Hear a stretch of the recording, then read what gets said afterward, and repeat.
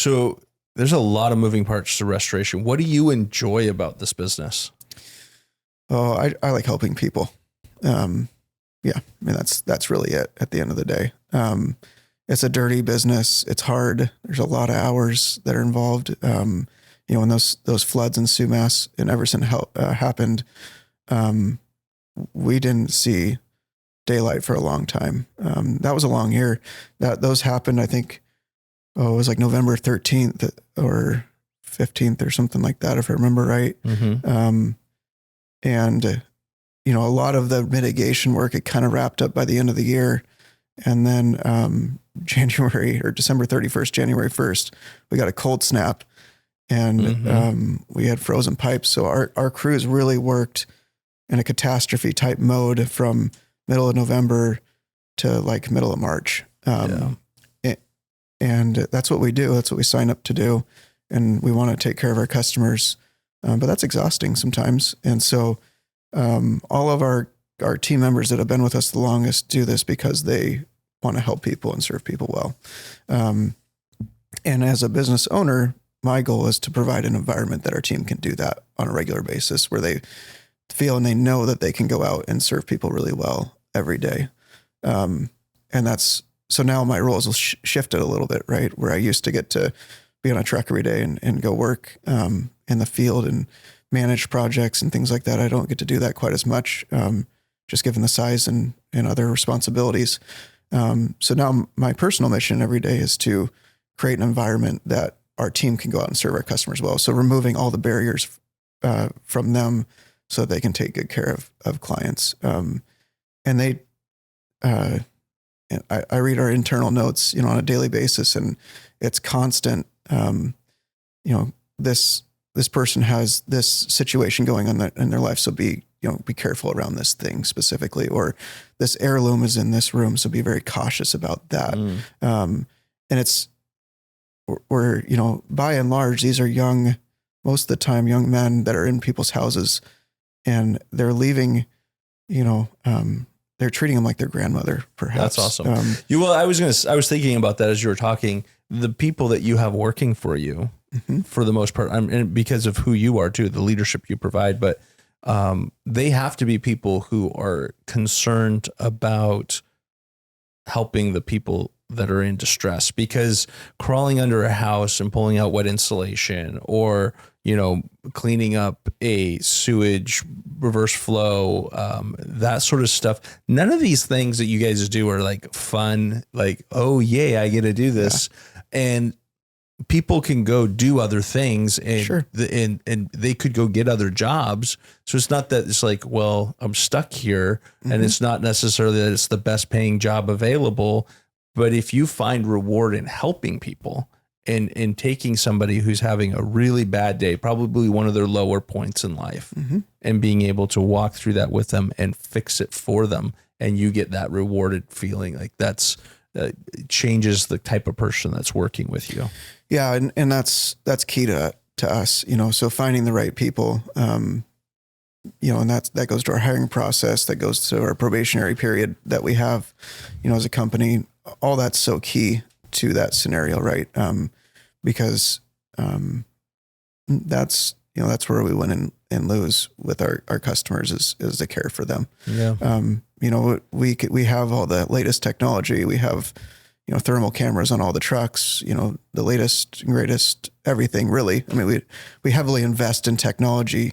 We heavily invest in equipment, vehicles, all the right things. But all that is just investments. But the investments in our team, the investments in training, those are what really, I think, would set us apart from others. So in that thought process, from a business side, business management, what would you say is your biggest challenge in business? Over the last few years, it's been finding those people that want to serve people well. From an internal standpoint, that's been one of our biggest struggles. We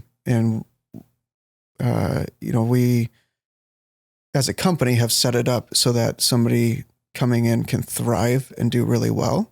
And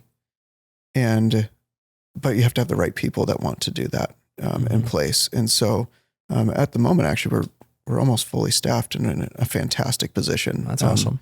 Which is unique, right?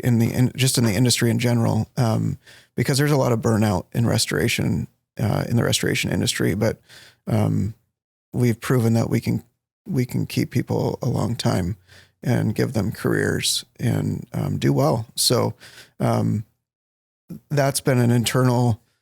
It's always been a struggle, and it will continue to be forever. I don't think that's ever going to change. No, because the greatest asset to our company is our team. We could fund all the equipment or whatever. It doesn't matter if we don't have fantastic people out there putting it into people's houses and knowing how to use it well. So that's one of, the biggest hurdles. The other one is the change in the insurance industry that we talked about a little bit. That's adjusting how we do things. It's adjusting how we've always done things. So as a company, we're moving and flexing and trying to learn how to do that better. One of our COO is actually in Chicago right now at a training.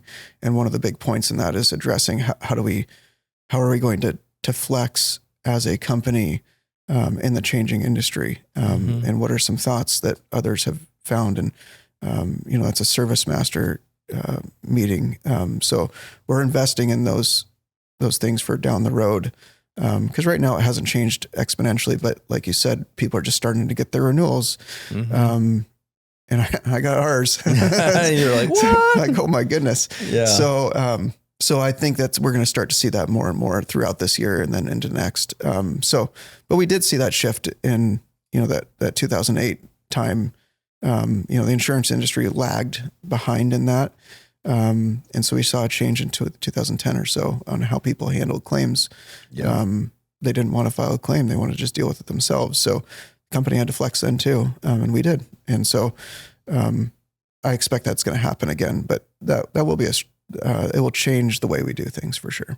Well, and that is the thing to remember. Right? The only constant in life is change. It's true. And I think about it. Before I got into insurance, I worked for Wonder Bread. And when they say the best thing since sliced bread, Wonder Bread was the first company to commercially slice bread. And so they were like cutting edge to say, hey, we're delivering bread to stores. We're slicing it so every slice is the same size. You don't have to slice it at home. And the white Wonder Bread, that gooey white bread, was what people loved. And as things changed in the early 2000s, like 2003, 2004, and people started buying oat breads and nut breads and whole grain and healthier bread, Wonder Bread was like, this is just a fad. And so they didn't adapt to it. Mm-hmm. And then by the time they tried to adapt, they were the last ones to the party. Sure. And they ended up going bankrupt. So they went from being like the standardized commercial bakery to going bankrupt. And then you think about Kodak. Kodak was the first company that made personal photography available with cameras. They were pioneers in the film industry, pioneers in disposable cameras, and personal photography was Kodak's wheelhouse. Some of their researchers were actually the ones that helped to develop digital photography. Mm-hmm. But Kodak shelved that whole department because they're like, that's never going to happen. People like film. They want their 35 millimeter film. And that's the way we've always done it. That's the way it's going to be. And they filed bankruptcy because the digital cameras and the digital photography killed them. Mm-hmm. So I think in general, in businesses, we do something a certain way, and we've always done it that way. And to your point, right, you have to recognize, in no matter what industry we're in, things are changing constantly. And we have to, as business owners, we have to stay attuned to where our industry is going and what's happening next. Because if we just think we're going to do it the same way we've done it for the last 20 years, sooner or later we become irrelevant and we go bankrupt. Yep. So, yeah. And the technologies are changing too. Our drying software. So from a software standpoint on what we're doing now looks very different than it did 5 years ago. Right. And incredibly different. It used to be, we would print out these Excel, it was created in Excel, but all these cells within, on a sheet, and it would have a room, and these are the things that you're doing in the room, or these are the readings for the moisture content, and those are filled out on a daily basis, and they're a paper file. And if you forgot your paper file for the day, you were lost, and I forgot it occasionally, very occasionally, of course, when I was on a truck, right? Of course, rare, super once rare, or twice a year, at most, but now it's a cloud-based app, and our coordinators can get real-time data out of it. It's crazy that the apps are Bluetoothing to and a dehumidifier and pulling the readings off as you walk into the house. Wow. Totally cool stuff, right? Yeah. And it's it's all cool technology changes. But what I've pushed back on and driven hard is that the technology is awesome, but I want our teams to be master restorers that utilize the technology to fit what needs to happen, not the other way around, not utilizing technology as a crutch to just get by. Right. I see a lot of companies doing that too.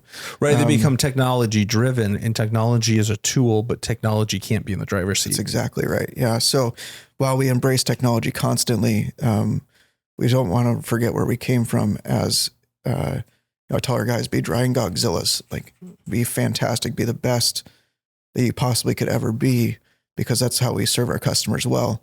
And there's new technologies that have revolutionized things. Like there's one called DocuSketch, and there's other trade names for it, other companies that are doing it, but effectively it's creating a 3D model of your house. And what we're doing is we're doing it before as we arrive on sites, we call that the before.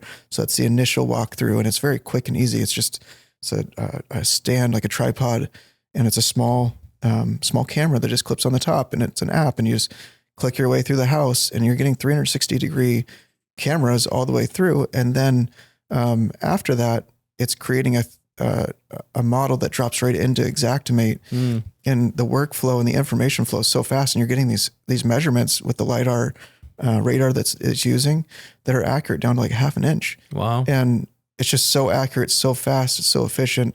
And then we're able to send that to the insurance company adjusters, so they're able to get a better understanding of what their customer's going through. And if they choose to be, they can be more empathetic with their client. Right. But we're providing them the tools to do that, right?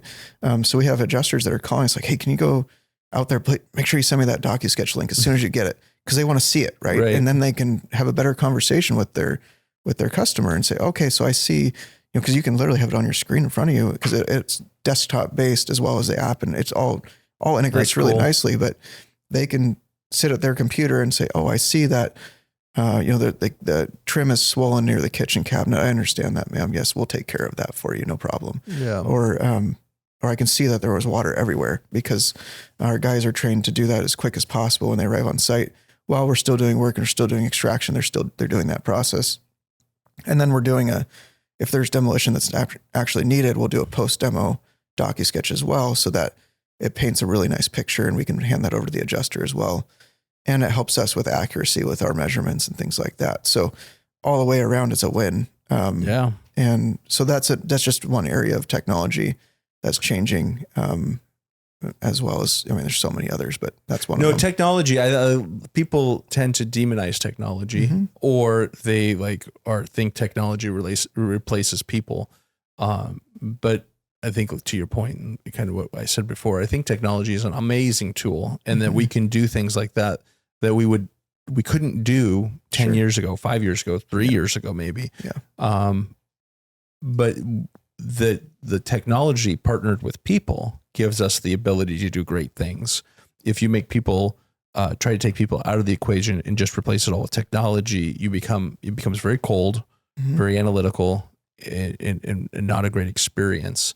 And if you don't give technology to the people that are trying to do it, they are operating with a hand tied behind their back. So